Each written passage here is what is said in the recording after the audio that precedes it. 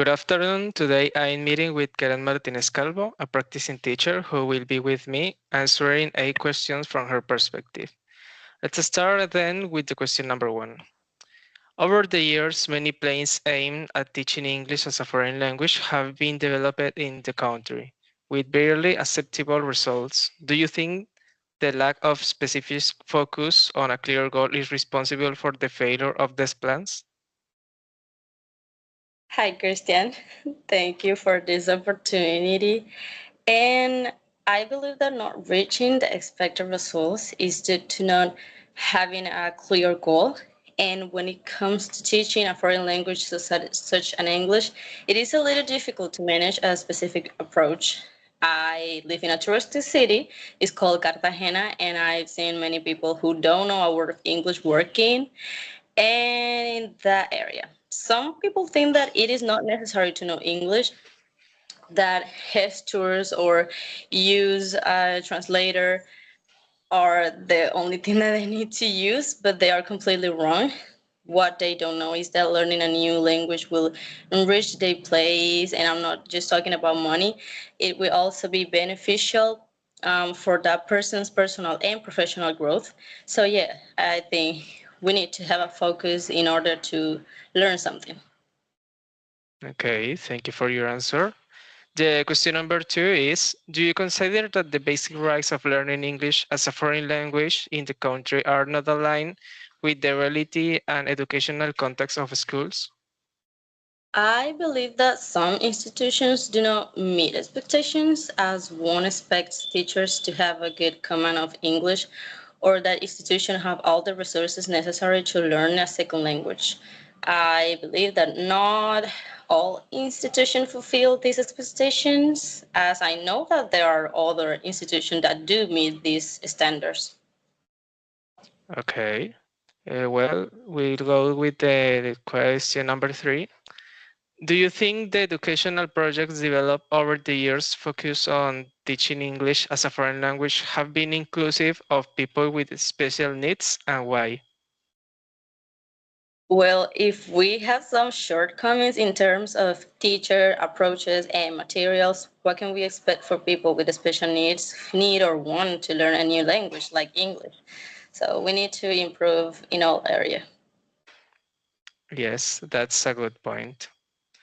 The question number 4 is, considering the results of teaching English as a foreign language in Colombia, do you think it's necessary to implement more teacher support, workshops on guidance, training, and developing language teaching strategies for people with special needs? Yeah, I think it is necessary, especially when it comes to teachers in an inclusive institution, as this ensure high quality and truly inclusive education. Yes, it's actually a serious problem. The question number 5 is, what do you consider to be the most critical challenge facing an English teacher when teaching a second language? From my experience, I think the most difficult thing is keeping students' interest in learning the language, in this case English, mainly because the students tend to get frustrated when, for example, they can't pronounce a word or when, after many attempts, they still don't understand or even feel embarrassed at the thought of getting the answer wrong. So I think that's a challenge that I'm not the only one who faces. Yes, the students don't take attention to the class.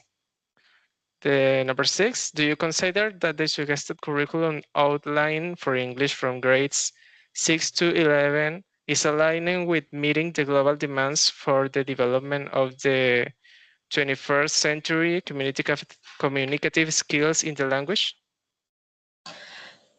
I don't think so because globalization has created new demands and since the curriculum is not keeping up with the demands of the global market, students are unable to acquire all the necessary skills. Okay. The next question is, do you believe that technologies are being used to teach English in a way that meets the objectives expected by the state in each of the academic grades according to the suggested English curriculum from grades 6 to 11? I think they are used. I don't know if in all institutions, I don't know if they are using them correctly or if they even know how to use them. But I know of institutions that I am familiar with that do know how to use technological tools and use them as they should. Okay, thank you. And the last question is, what do you think is the biggest challenge facing the use of ECT in teaching English as a foreign language? I believe that access to them is quite complex since not all institutions have the resources to implement ICTs or even good internet in rural areas. Sometimes they depend solely on traditional methods.